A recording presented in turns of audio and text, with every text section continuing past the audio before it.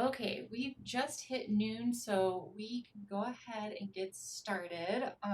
Like I said, people will trickle in between now, anywhere from now to 15 minutes after the hour. But thank you, everyone, so much for joining us today for the Montana Institute on Ecosystems Rough Cut Seminar Series. I'm going to go through a few housekeeping things before I introduce our speaker for today. So the first thing is you'll notice that you've been muted upon entry into the seminar. So just want to make sure that everyone stays muted throughout the presentation to limit any kind of noise coming through as well. The second housekeeping item is just I don't see anyone with their video on right now, but just we ask that people turn off their videos for the presentation because sometimes that can help with bandwidth capacity and just making sure again that this runs as smoothly and efficiently as possible. And then the third housekeeping item is, since we aren't in person, if you do have questions that come up throughout the seminar, we ask that you put those into the chat function. You'll see that down at the bottom right-hand corner of your WebEx screen, and just you can enter those in throughout the presentation or whenever Shawn is done presenting kind of for the more formal Q&A period, and we'll both be monitoring that and make sure that your questions get answered. But again, that's just a way to help mitigate any noise and make this run as smoothly and efficiently as possible. So I will go ahead and introduce our speaker for today. We're very excited to have Shawn Johnson here. Shawn is the Managing Director of the Center for Natural Resources and Environmental Policy at the University of Montana and co-chair of the center's graduate certificate program in natural resources conflict resolution. Shawn organizes and leads strategic planning and capacity building workshops for a wide variety of organizations focused on natural resource policy and management, and has served as facilitator and mediator on issues ranging from land use planning and forest management to conservation priority setting and regional collaboration. So a warm welcome to Shawn today. I'm very excited again, as I said, so I will go ahead and pass it over to you, Shawn, and I will go ahead and mute myself as well. Awesome. Thanks so much, Madison. And just before I get started here, last audio visual check. So is the audio good and you can see my slides? It looks good from my end. If anyone is having issues on their like participant wise, you can put that into the chat and let us know. But otherwise it looks good from here. Awesome. Well, thanks so much to all of you for joining today. And more importantly, thank you for the work that you do on a daily basis. So whether you're a researcher, scholar, professor, student, practitioner, citizens out there, mentors, moms, dads, anything else that you are on a day-to-day basis, it's so valued and so appreciated. So thank you for spending a few minutes here with us today, and hopefully you have a chance to connect with each other as well as with the content that I'm sharing, and maybe enjoy some lunch as well. Want to also give a big shout out to Madison, Bruce, and the entire ecosystem Institute on Ecosystems team for providing this opportunity to connect with you. I think it's such a great thing that they're offering this seminar series, and I didn't accept it because I think I have something super fantastic or critically important or timely to share, but because I think we all benefit from sharing our experiences and listening to one another. I know I learned a lot from many of you who are here today, and it's fun to see some familiar names and wish I could see your faces in the participant box there. So good to see a lot of good familiar names there. As Madison mentioned, I'm Shawn Johnson. I'm with the Center for Natural Resources and Environmental Policy at the University of Montana. Our center focuses on improving policy for people and nature through research, practice, and an on-campus graduate certificate program in natural resources conflict resolution. We have a fairly simple recipe that we tend to follow. That is, with the right people and the right information and the right process, we're more likely to land on better, more informed, more inclusive, and durable decisions. And I think that's a good target to shoot for most of the time. As we go about that work, I often find myself in the role of a facilitator or coordinator. So the person that designs agendas, sets up meetings, facilitates dialogue. It's not a position I ever imagined myself in, but it's really given me a privileged look at the way people come together to talk about the issues and talk about the places that they care about. It's from this vantage that I see what's said at meetings and in between meetings, over coffee breaks and over meals, and it's given me a real sense of the diverse range of voices and interests that are around a table. Because I'm a neutral party in this position, it also frees me up from having to advocate for a particular issue or outcome. And instead, I can do what a facilitator should be doing most of the time, which is listening. Listening not just to the words that are being said, but to listen for the meaning behind them. And it's in this quest for meaning, for deeper understanding, that I often find the key to identifying a unifying purpose for a group, or simply some sort of shared sense of identity or connection.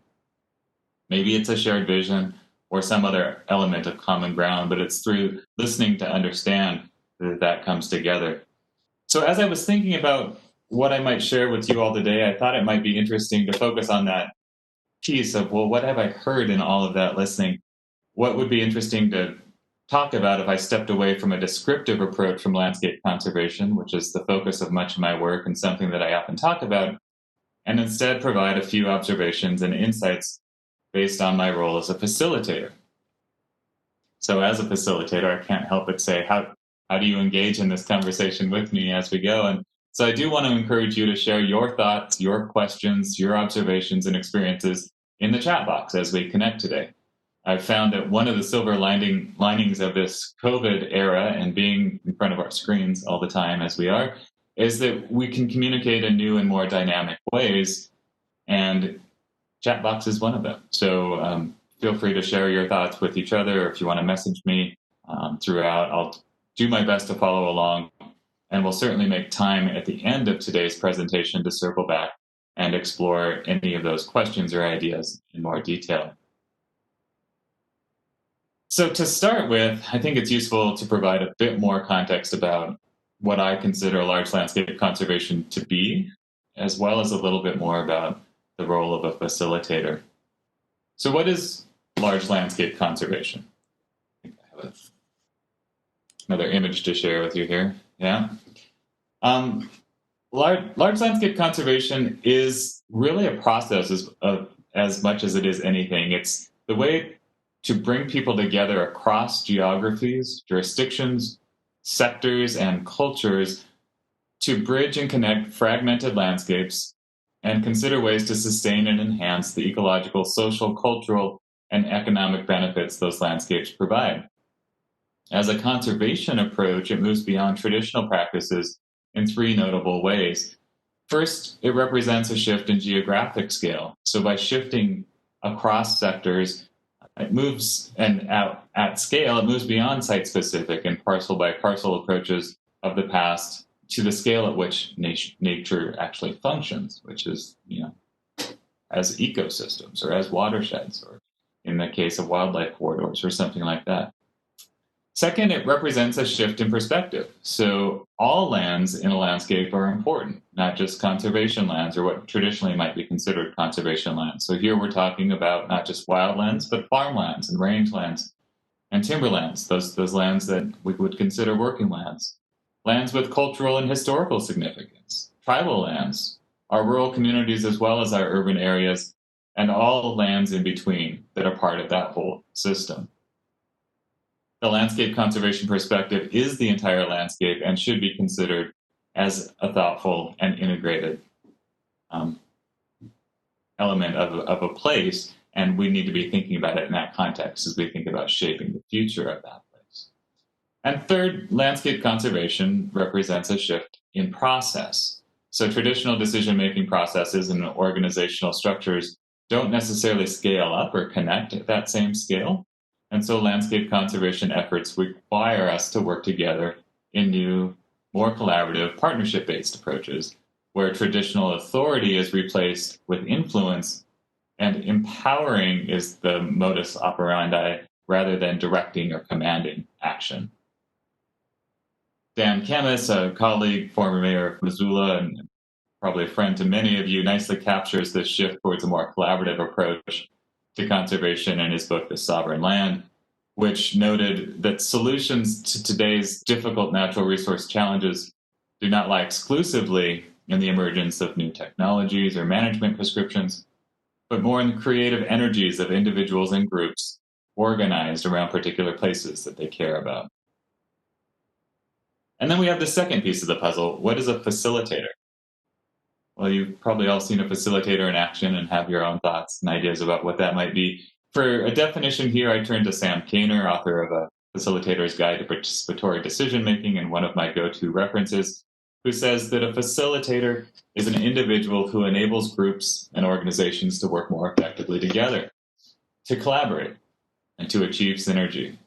A facilitator is a content neutral party who, by not taking sides or expressing or advocating a point of view, can advocate for fair, open, and inclusive procedures to accomplish a group's work. A facilitator can also be a learning or a dialogue guide to assist a group in thinking deeply about its assumptions, beliefs, and values, and about its systemic processes and context.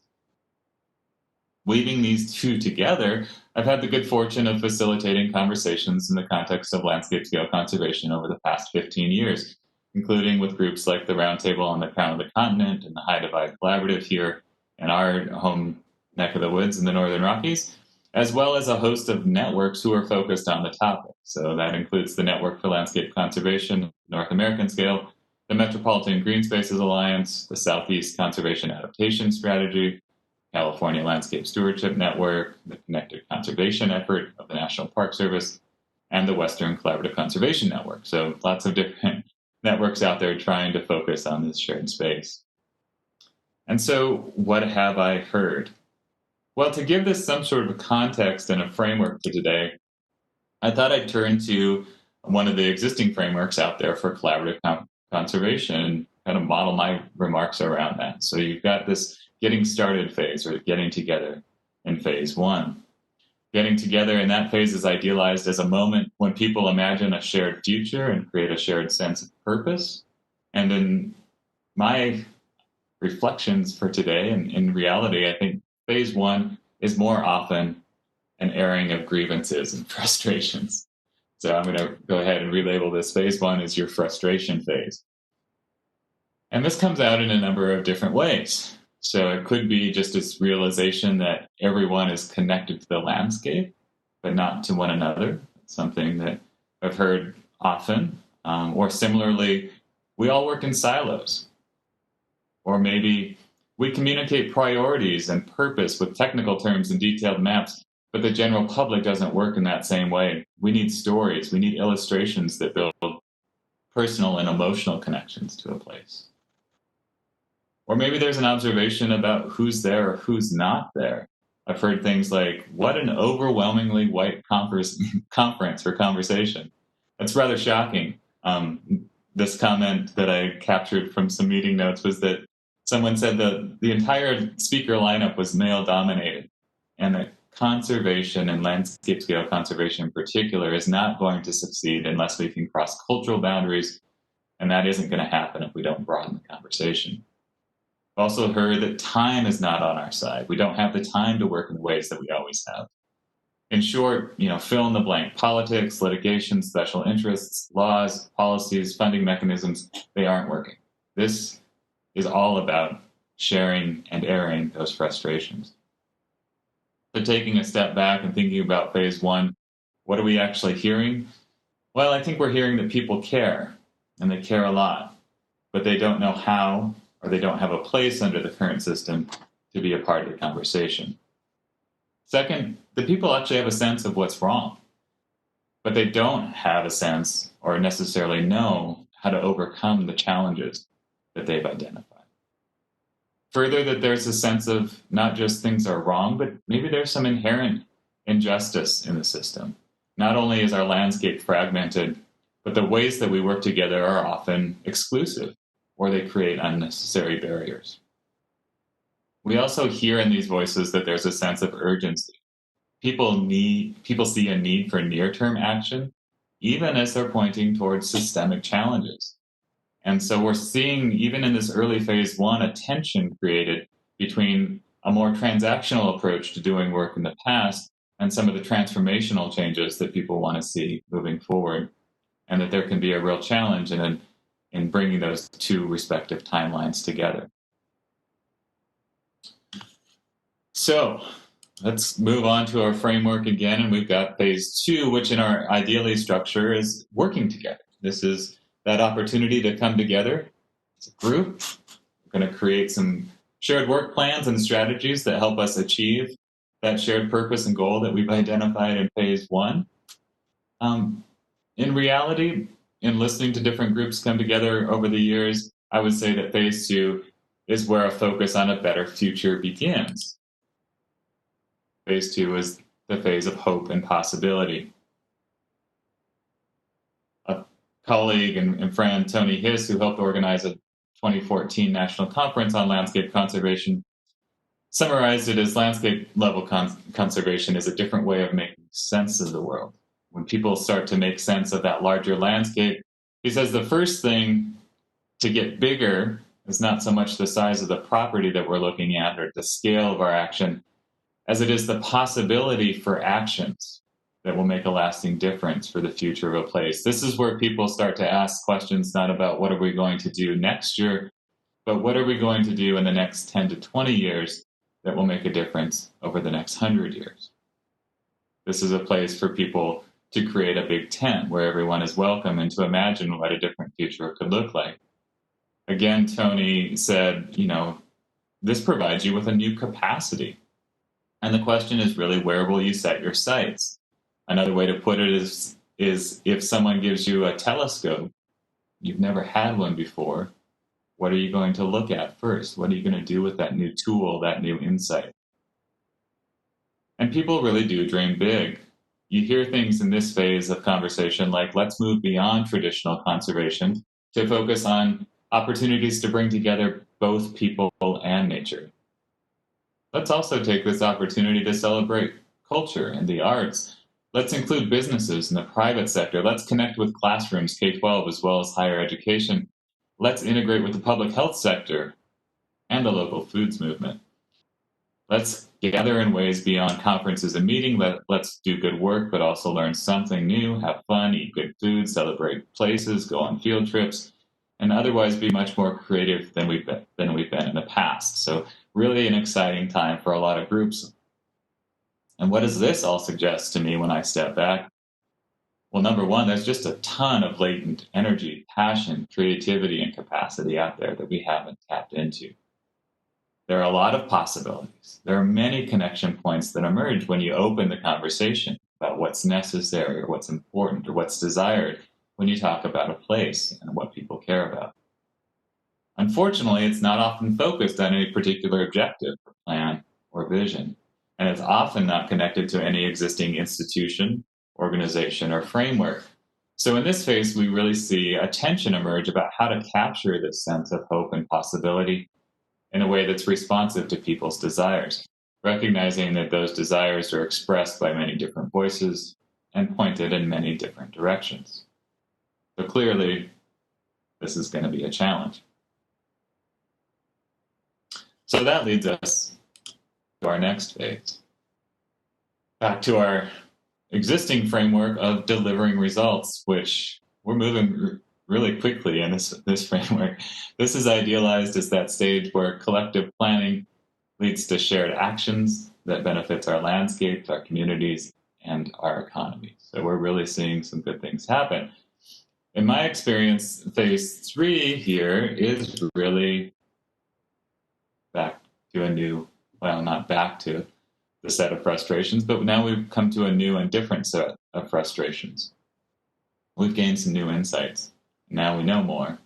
And with that new knowledge, we're seeing some new challenges. So if we're going to realize any of the hopes, possibilities that we've dreamt of in phase 2, we suddenly need to think about things that we didn't need to think about before, which is how are we actually going to come together with a new system and a new structure and a new governance arrangement? And what does that mean about sharing resources and sharing funding? And what does that mean about how we actually think about thinking in whole systems instead of in silos?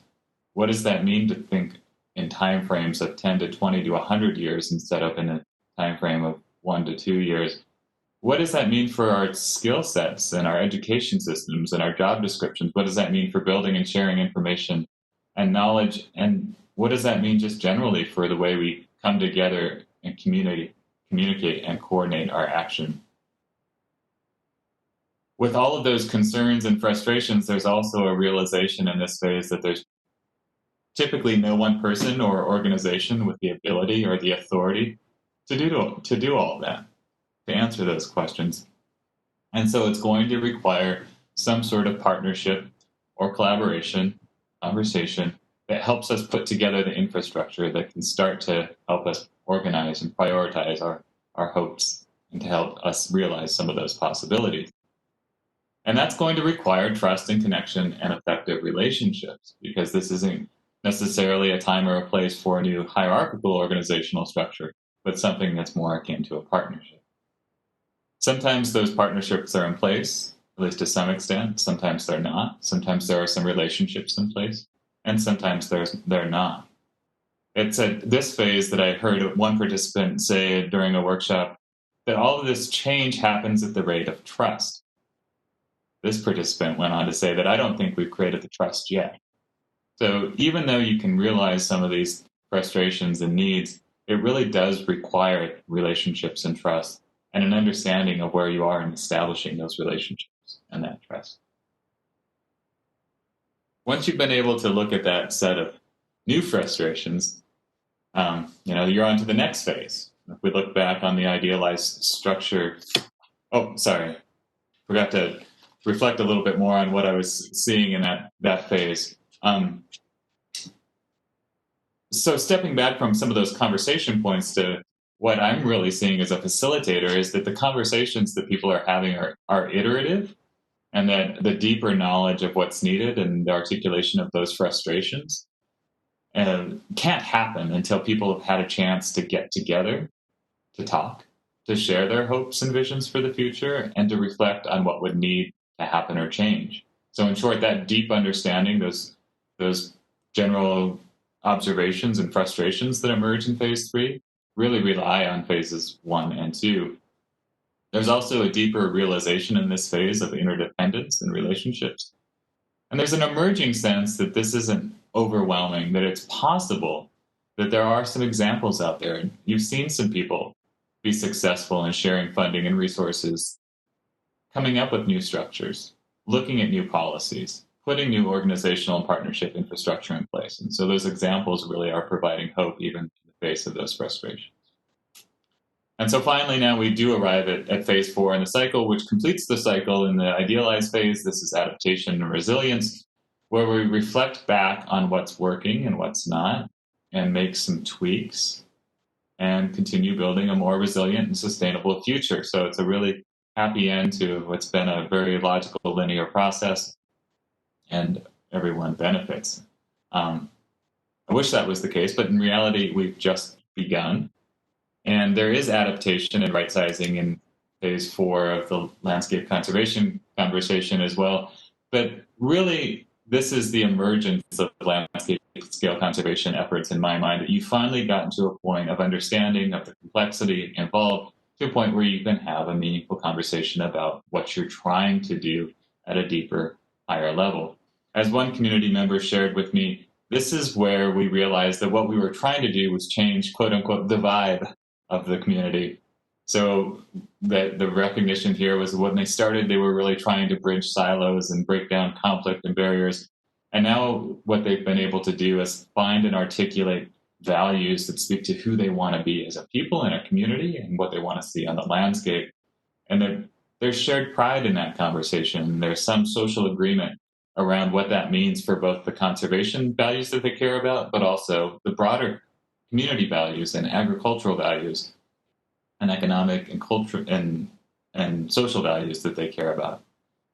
The problem, of course, is that changing a community vibe is tough to demonstrate, it's tough to quantify, it's tough to convey. And so you really need to set yourself up for a lot of deep conversation about what that means. And you couldn't arrive at this place, again, had you not gone through the previous phases. So this phase is really about changing the culture of how we've worked in the past. It can include things and these are things that I've heard in conversations with other groups, that we now have an understanding that having multiple purposes is just fine. That sometimes the idea of coming up on one single purpose as a diverse group of people doesn't make sense. Having multiple purposes works as long as people don't do harm towards the shared objectives or shared values of the group.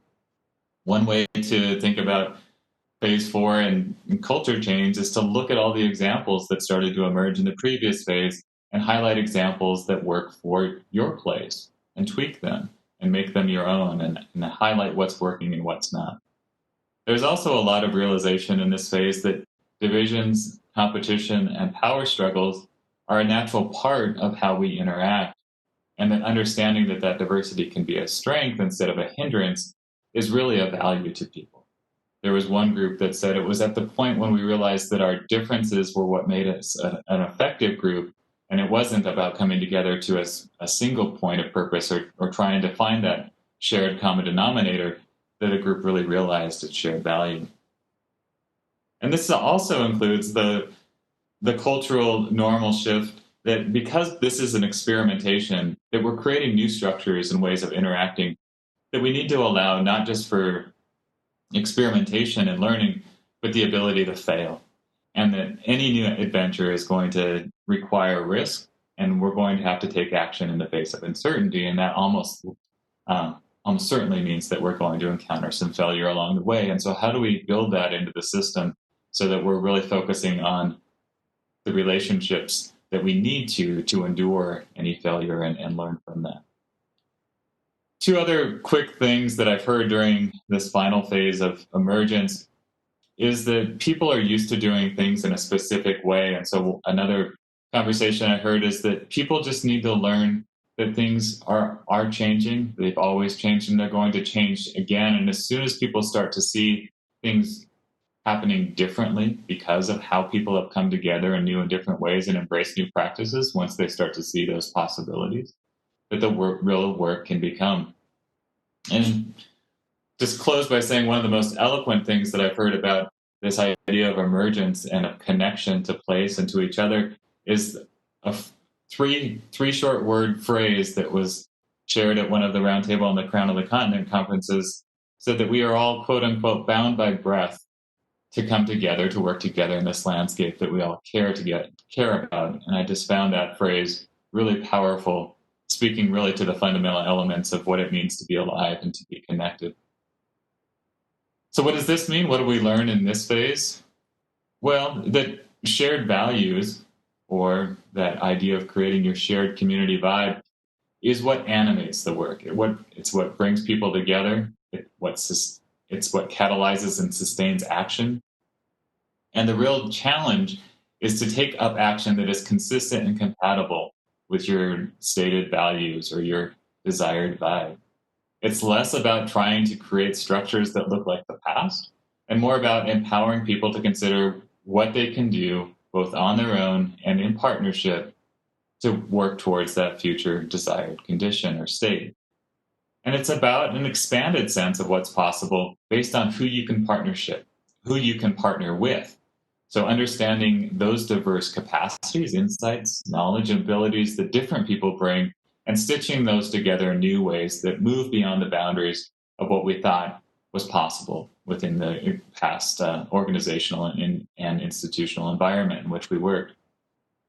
It's about experimentation. I highlighted this one earlier too, but what enables that experimentation is the coming together in new ways and listening to each other and exploring that diversity.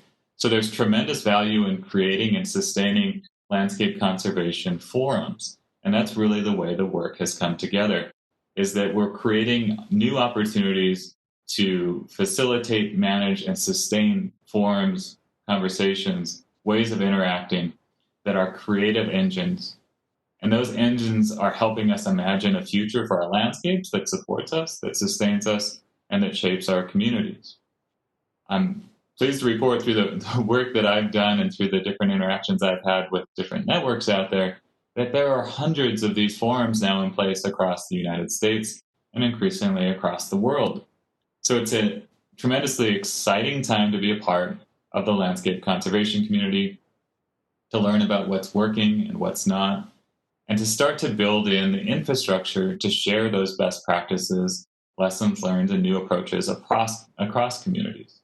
And so, in most of the different presentations that I give on landscape conservation, that's really where I focus my work. What is it that we are learning in terms of best practices, lessons learned, and new approaches? And I'll just stop to say you're not going to get any new insights into that in today's presentation. But there are a lot of existing publications out there on that, and I invite you to the Network for Landscape Conservation website or to our website for some of that information.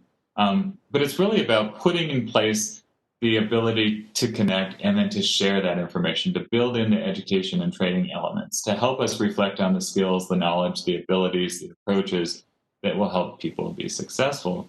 And then ultimately to look toward what I will consider phase 5, the as of yet unwritten phase of landscape conservation, where these things move beyond experimentation into something that is more integrated into our systems and practices and becomes more institutionalized, where we've learned to provide the policy frameworks, the legal frameworks, the financial frameworks, the human resource frameworks and capacity to really support and sustain landscape conservation in ways that are resilient and adaptable and learning and changing over time.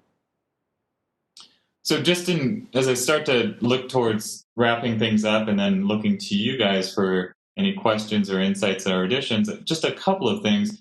One, many of you know Michael Whitfield, who was the executive director of Heart of the Rockies for a number of years, longtime conservation practitioner who wore a number of hats. But as he came to a close in his career, he really did a nice job reflecting on what he's learned and what he's seen. And in many ways, he does a nice job capturing the arc of today's presentation. So Michael wrote in a reflective piece about a year ago that today we face far greater challenges than a lack of good science or inadequate conservation funding. Too few of our neighbors are aware of or care about the needs of nature.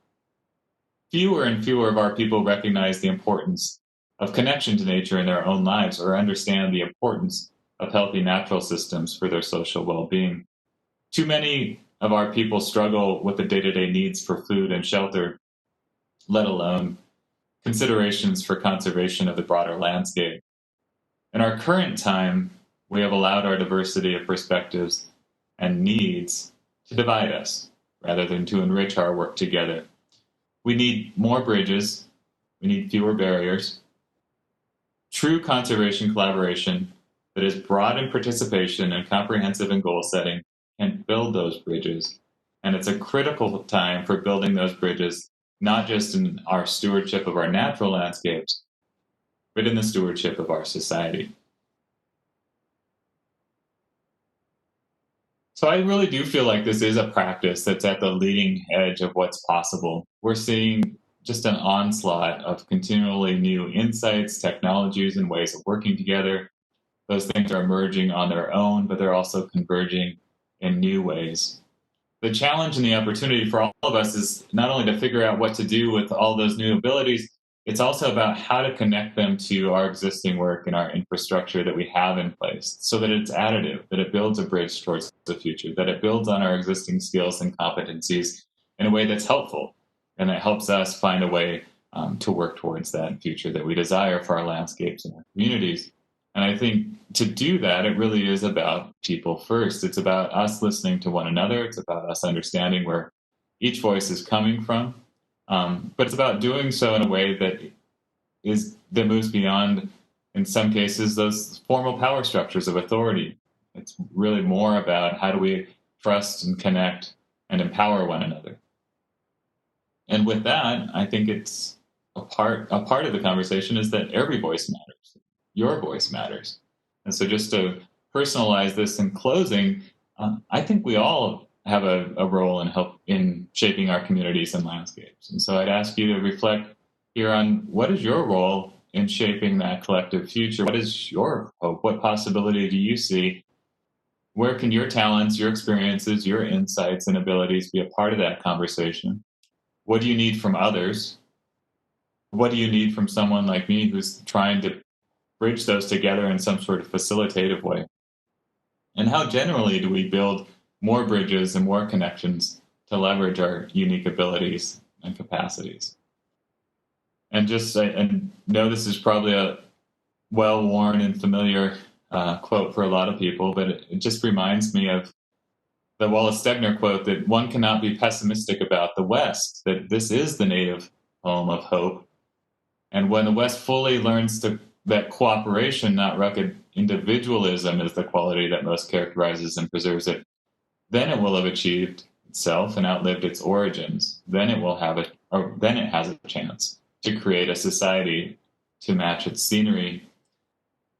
I think that's really at the heart of landscape conservation is our ability to cooperate, to partner, to collaborate, to work together in a way that recognizes our individualism, but leverages it in new and different ways is really at the heart of the quest that we're on. So with that, I'll close. Thank you again for tuning in today and invite you that if you'd like to stick around for a few more minutes, I'd welcome your questions and comments.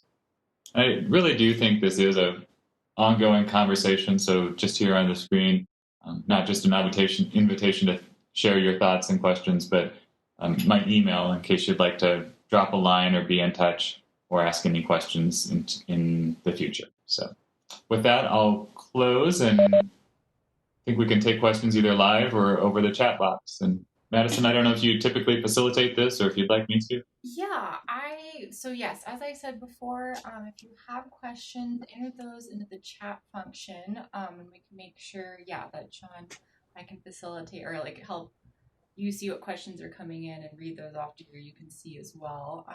We can give folks just a minute or so if there are questions. And thank you so much for a wonderful presentation as well. So this is wonderful. Shawn, I have a question, and I'm not putting it in the chat because I'm not sure how to phrase it. This is Bruce. Hey, Bruce. So, so in your experience of these facilitated groups, how have you ever had one get derailed?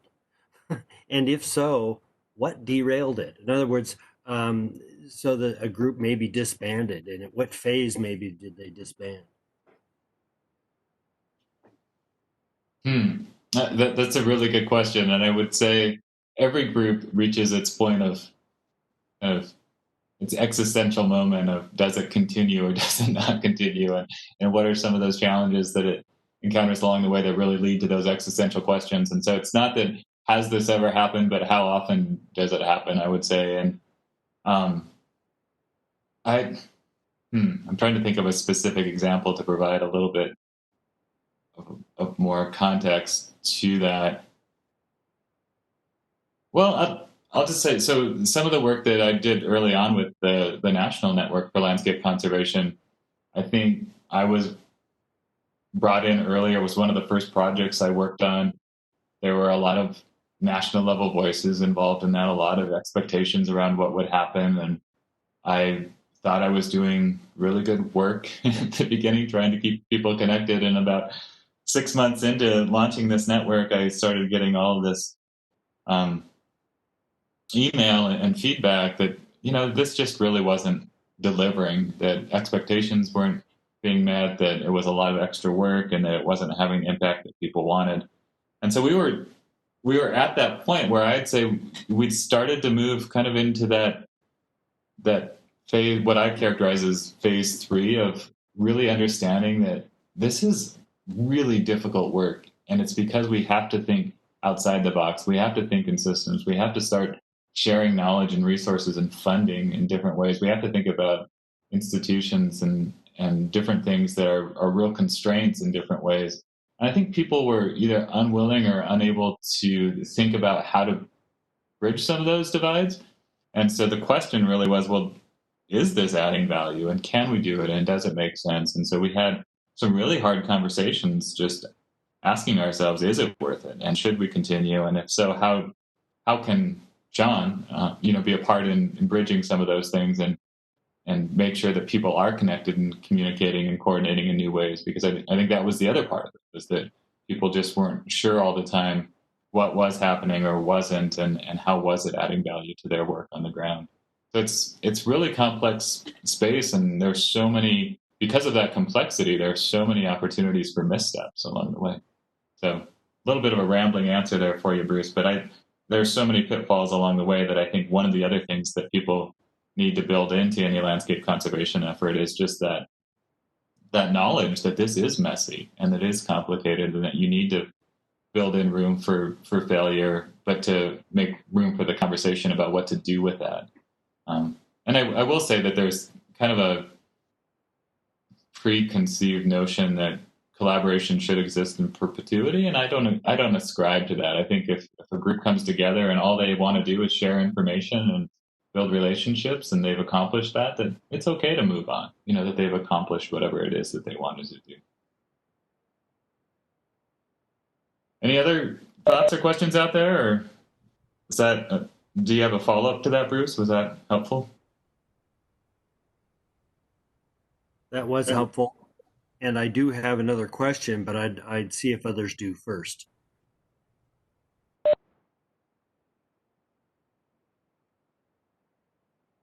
Okay, I'll ask it. What role do you see science most effectively playing in the process of landscape conservation and through these facilitated, I guess, groups that are trying to accomplish this? Yeah. That's a great question. And there's a couple of ways that I see science playing a really foundational role in this conversation. So, one of the things that we need to do when we bring people together is build shared knowledge and understanding. And that comes from a variety of different sources, but science is a key source. And I would also add to that, you know, the experiential knowledge, traditional ecological knowledge, and other knowledge sources are important, but science is certainly foundational to that.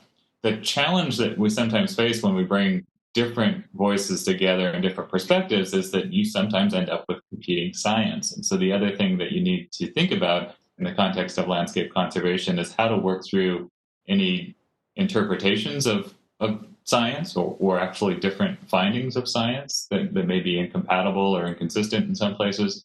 And think about, well, what are the different ways that we can actually understand and address what the science is telling us in a more complete way? So engage with the scientific community directly in terms of framing those questions and providing the methodology that can help you actually answer the question in a way that informs the conversation you're having. And so there are processes like joint fact finding, for example, that are really well suited for a collaborative process where you're designing the entire scientific study together and making sure that it aligns with the needs and interests of the group that you've come up with. But, yeah, certainly having that solid foundation is really important to any of these efforts.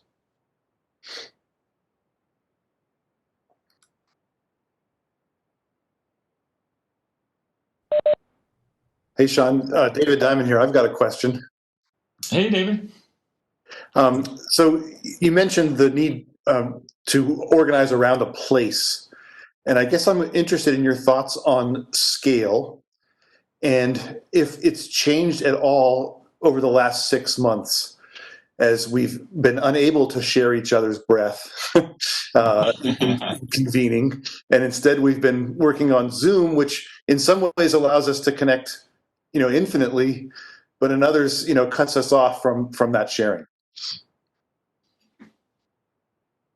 Wow, great question.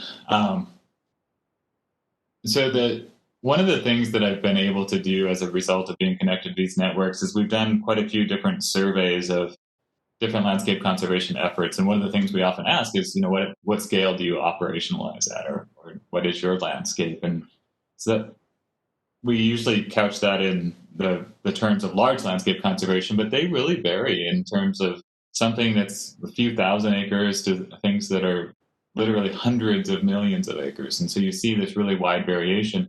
The thing they have in common is the complexity. So even the smaller ones really are multi-sectoral, multi-jurisdictional, multi-issue in nature. And so they're dealing with a lot of the same questions of coming together and complexity and governance and communications and all those different things.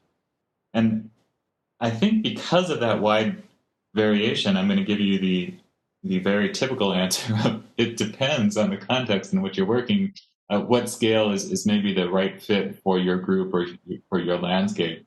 The work that I've done here in the region, both in the High Divide and with the Crown of the Continent, was really, I think, driven by this connection that people had to those landscapes already. And it was more about stitching together the human communities in a way that matched with those natural ecosystems in a little bit more direct way. And I think that's been a great opportunity. And there's been some really good cross pollination of ideas across those different ecosystems in their respective communities.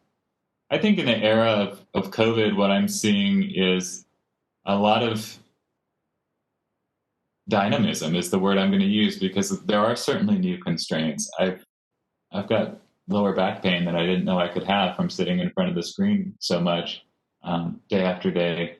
But it has invited new opportunities to engage in new ways. It's easy to have conversations with anyone from anywhere right now, and so I think you can bring in a more diverse set of voices. You can connect people. There's been so many more Zoom meetings and dialogues like this that have facilitated and fostered peer-to-peer exchange across landscapes than I've been a part in the past. So I really think that is a real benefit of this time. And maybe in some ways that's starting to erase some of the boundaries between some of these landscape conservation initiatives that are sometimes overlapping anyway. One of the frames, or one of the ways that I was going to present landscape conservation at the beginning, was through the lens of what some of our colleagues at the Blackfoot Challenge say, which is that for them, when they think about landscape conservation, it's really about being a good neighbor, and how do you scale that? How do you neighbor up to the next geographic scale? And so it can be really challenging if you need to be face to face and if you need to get into a car. But if you've got some connection point and can connect to a community virtually and don't need to spend that time, then there really are some new possibilities here. So I see there being some constraints, but certainly some silver linings at this time. Shawn, we've got a question in the chat from Sue Higgins, and she asks, what tool or method do you most rely on when facilitating in a room of highly divisive people who are emotionally charged? It's hard for me not to be a little bit so Sue, if I get into a situation like that, I'm a little bit afraid that I haven't done my homework, number one, and should have done a little bit more coming into the room. If it emerges in the course of the conversation that things get heated and charged, I really do try to just take a pulse in the moment and say, is this a moment where the best thing we can do right now is take a 15-minute break? And often that's what I do in those situations, because as a facilitator, I need more time and space to understand what's happening than to just let the conversation continue. So what I'll do is say, hey, folks, this seems like a really good time to go grab a cup of coffee, or maybe it's lunchtime or getting close to lunchtime and I can do that. But what that does is enable me to find some time and space to connect with where I see some of those flashpoints coming from, and whether that's a person or a concept or a content. It also allows people to maybe step back and cool off for a moment and re-engage in a different way after a break or after a meal. So I think when those moments happen, it's an opportunity to really walk into this space with my ears open even more wide than they normally would be, and really try to listen for what's happening. And then I'm not super adept at always thinking on my feet in the moment, so I really do try to buy myself 10 to 15 minutes to sort it out and then re-engage.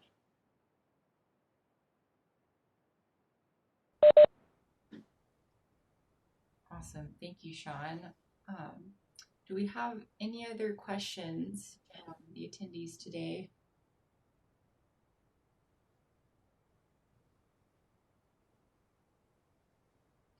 Yeah, okay, I'll go ahead and give kind of the wrap up. If people do have any last thoughts or questions, put them in the chat, or you can also, it seems the putting on the video and unmuting yourself has worked well too. So, but first, thank you everyone for attending today, and thank you so much, Shawn, for your time and effort that went into putting on this presentation. It was wonderful, and I think everyone today can say that it's a just really wonderful presentation. And just letting our participants know that a recording of this seminar will be available on the IOE's website. So if you go to montanaioe.org, you'll just see a media tab and videos, and we'll post that later today. Yeah, so it'll be available for viewing at a later point. And then I just want to put a plug in for the Rough Cut Seminar Series.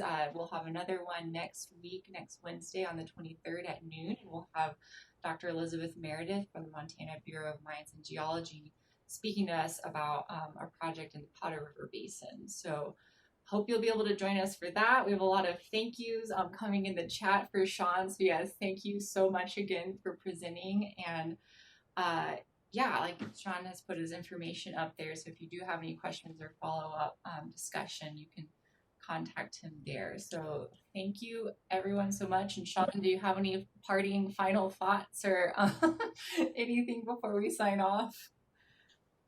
Oh, no, just thanks again to everyone for taking the time today. I know everyone's really busy.